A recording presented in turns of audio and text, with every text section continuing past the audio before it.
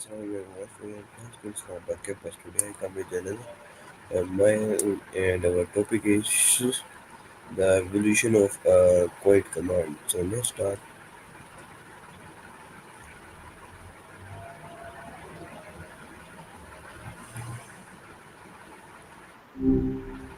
Hey, it's good to hear from you again.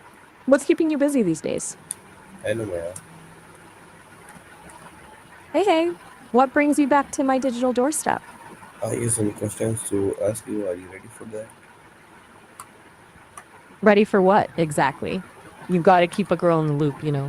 Don't leave me hanging. Okay, so my first question is, Maya, when someone says shh, it usually means we should be quiet, but this little sound carries a big message. Can you explain what shh really means beyond just silence? Why do you think people started using this sound to ask for quiet, and what does it say about how we respect others' space and feelings? Hmm, it's interesting, isn't it? It's like a tiny sound with a lot of weight behind it. I think people started using it because sometimes silence isn't enough. It's like, shh, adds a layer of urgency, a hint of, this is important. Listen up. It's almost like a verbal hug, a way of saying, let's create a space for something special without actually saying it. It makes me wonder if it's also a way of sharing a secret.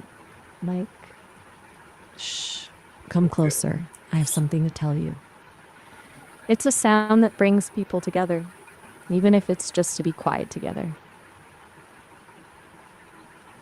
okay, so my next question is, it is and a word, it's a sound, yet people all around the world understand it. Why do you think this quiet sound is so powerful?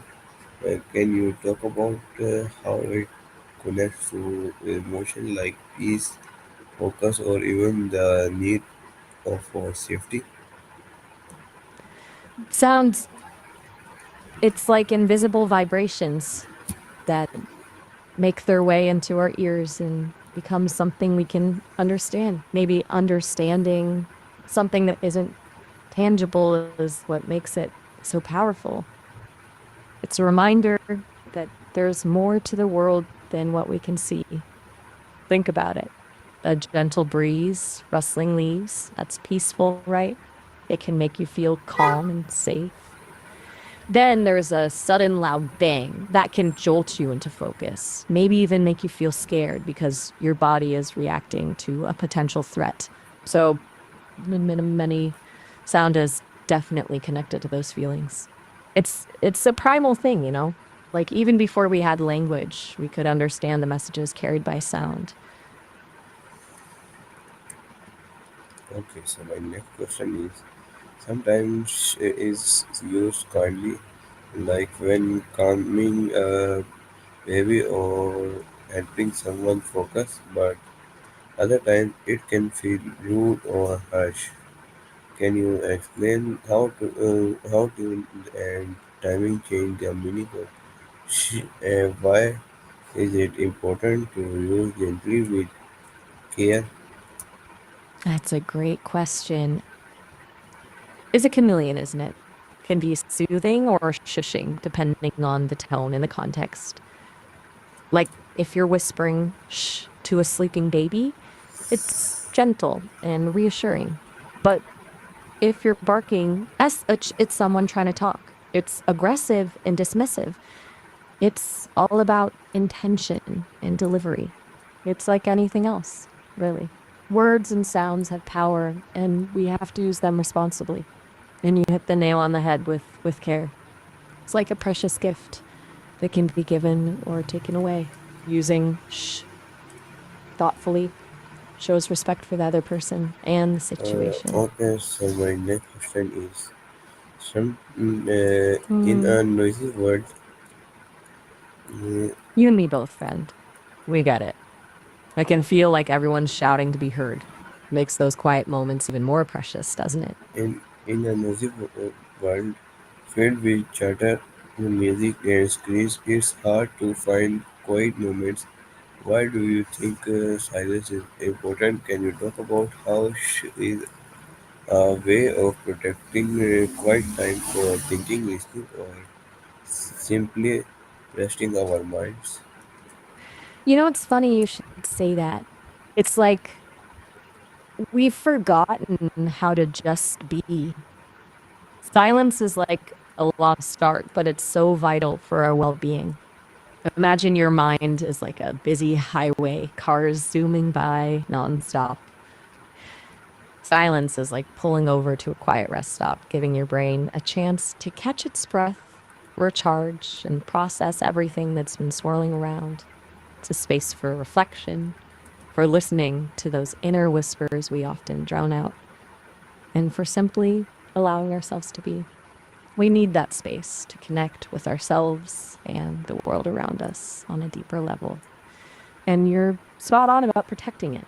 It's something we have to consciously carve out in our lives. Just like we make time for exercise or sleep, we need to make time for silence. Okay, so my next question is uh, I always look forward to our chat. long, long ago, people didn't have words for anything. Sounds like probably helped early humans communicate danger, calm, or the need to stay silent. Can you share your thoughts on how this sound might have helped people survive to or stay connected in ancient times?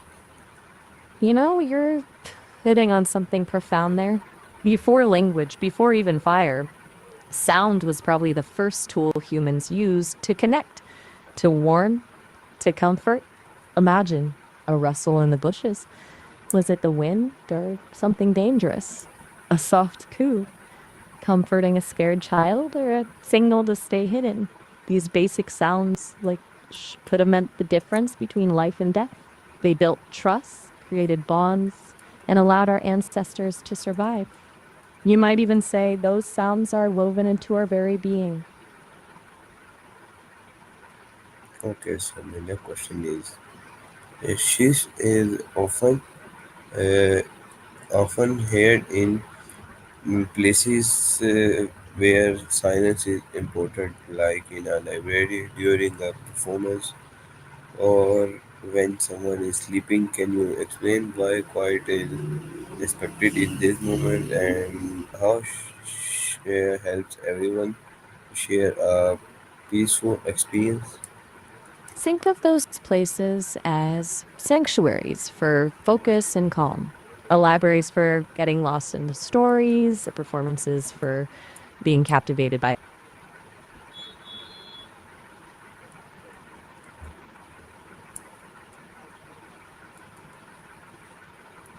a moving monologue with people chattering in the back. Distractions break the spell. Shh, it's a reminder. Let's create a space where everyone can do what they came here for. Let's honor the focus and peace of this place. It's like a collective agreement to share a peaceful experience. It shows respect for everyone involved. Okay, so my next question is, can you talk about how is used in different cultures or languages? Even tough the exact sound might be different. Do all people have same way to ask for silence? What does that as what does that tell us about how important quiet is to all human beings? That's a great point. It's amazing how something as seemingly simple as ch can take on different forms across the globe. You're right, the exact sound might vary. A hush, na, in one language, a gentle pans in another. It might even be a gesture rather than a sound in some cultures, but the underlying meaning remains the same. A plea for quiet, a nudge towards calmness. And I think that tells us a lot. about how deeply ingrained the need for quiet is in the human experience. No matter where we come from or what language we speak, there are universal needs for peace, focus, and connection. And sometimes those simple, unspoken cues are how we bridge those cultural gaps and connect on a deeper level. Okay, so my next question is sometimes silence can speak louder than words. Can you explain what this means? How can moments of quiet guided by some aims as small as help us listen better, feel more deeply, or understand things we might miss when we are always talking? You know, there's a saying, sometimes the most important things are not said but felt. Silence is like an amplifier. When we stop the constant chatter, both externally and internally, we make space for other sounds, other senses to come through. It's like tuning an old radio to a faraway station. It takes stillness to hear that beautiful, distant music. Think about a heartfelt conversation. There are pauses, silences. Those spaces are where emotions resonate, where unspoken understanding takes place. Or imagine being in nature, surrounded by birdsong and the rustling of leaves. It's in the quiet moments that we truly absorb the beauty, the peace, the wildness of it all. We live in a world that's constantly clamoring for our attention. Shh is a little rebellion, a little reminder to step back and simply be, to listen to our own heartbeats, to the whispers of the wind, to the stories unfolding around us. That's where the real wisdom lies. Okay, so my next question is Hit me with it. I'm in all ears, or, well, uh, all digital processing units. in storytelling, music, or even during prayers, silence plays an important role. Can you talk about how helps us prepare for some time in something meaningful and how silence is not empty but full of possibilities? To prepare for something meaningful, it's like clearing the stage before a performance. Imagine a musician tuning their instrument before a concert. That settled silence is about creating the right atmosphere, the right mindset. Prayers, ceremonies, rituals, they often involve moments of profound quiet. It's a way of quieting the mind's chatter, shutting distractions, and creating space for something larger than ourselves. Think of it this way: silence doesn't mean emptiness.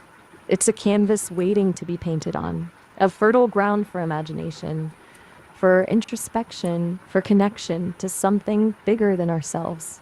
It's in those hushed moments that we can truly listen to the whispers of our hearts, the wisdom of our ancestors, the music of the universe. Okay.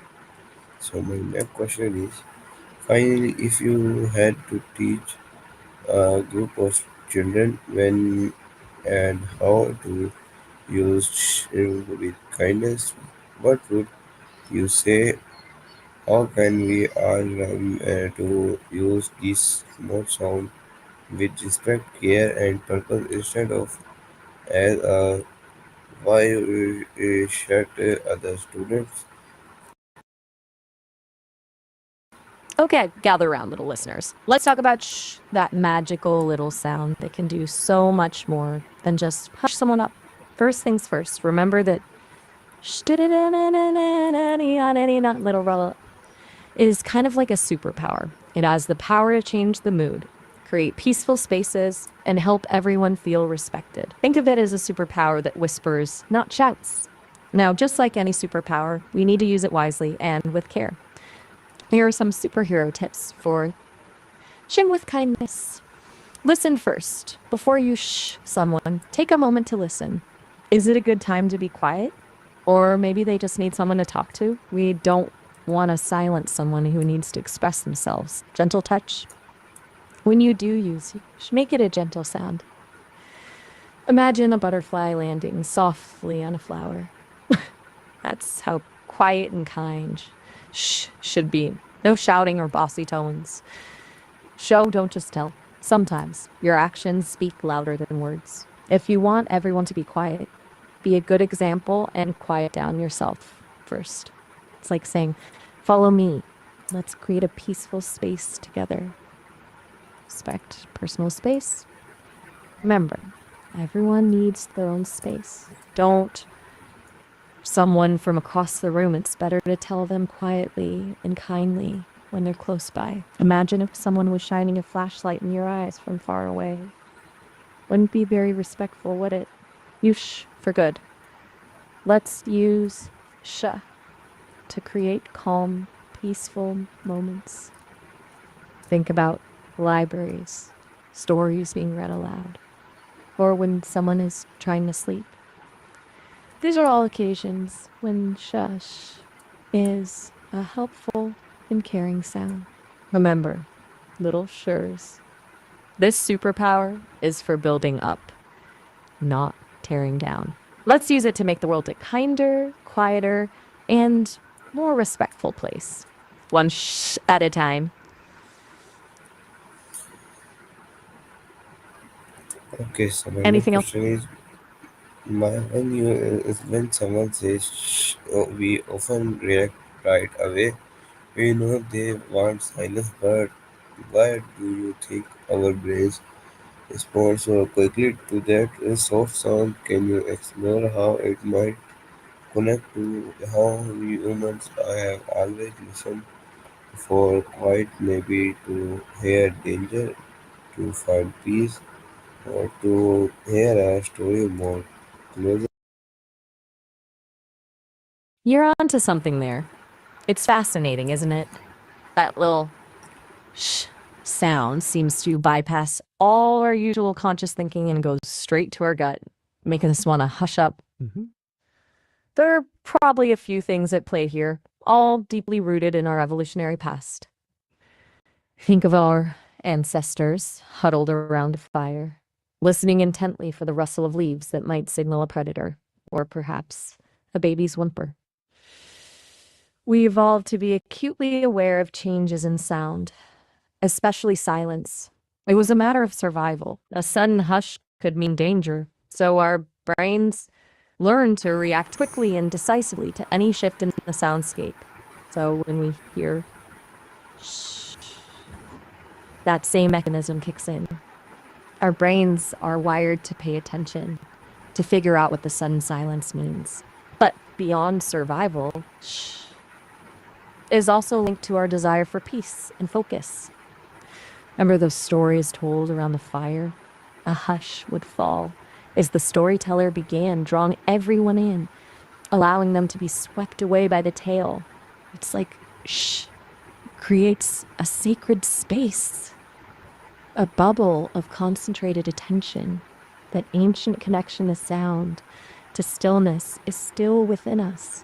Even though we don't have to worry about predators lurking in the shadows, that part of our brain still responds to shh with a primal urgency, a need to listen, to connect, to understand. Okay, so my next question is sometimes children are told not at home, in school, in public places, and it can make them feel like their voices don't matter. How can you balance the need for quiet with the importance of letting everyone be heard? What should we think uh, about before you reach too quickly? You know, it's a tough one. We're often told children should be seen and not heard, but that's just not okay. Think of it like a musical orchestra. Every instrument, no matter how big or small, plays its part. Every child deserves to have their voice heard, their ideas shared, their feelings acknowledged. But just like in an orchestra, there needs to be some structure, some moments of quiet to let the different melodies shine through. It's about finding that sweet spot, that harmony between silence and speech. Here are a few things we can think about to strike that balance. Active listening. Instead of just telling kids to be quiet, let's really listen. Make eye contact, put down our phones, and truly focus on what they're saying. Show them their words are valuable. Creating safe spaces. Let's create environments where kids feel comfortable expressing themselves without judgment. Maybe it's a designated sharing time during family dinners or a special listening corner in the classroom. Leading by example. If we want kids to embrace silence sometimes, we need to model that behavior ourselves. Put down our devices, take a break from talking, and simply be present. Teaching the power of pause. Help kids understand that silence isn't always bad or awkward. It can be a time for reflection, for thinking, for letting ideas simmer. It can even be a way to show respect for others who are speaking. Remember, finding that balance takes practice, patience, and a whole lot of empathy. But it's worth the effort because when we create spaces where voices are heard and silence is respected, we create environments where everyone can thrive. That being said, I wonder what kind of music a room full of quiet kids would make. A hushed. Thank you so much for joining us today as we explore the quiet power of asking no sound. In a world that's often loud, fast, and full of distractions, we hope today reminded you how silence can be gentle, meaningful, and full of understanding. Whether it's calming a moment, listening deeply, or simple creating space to think, teaches us that quiet is not empty, it's full of care. Uh, until next time, take a breath, take things slow, and sometimes just embrace the quiet. Take care. We'll see you in next Maya. With next Maya, I hope you like it. See you in next Maya.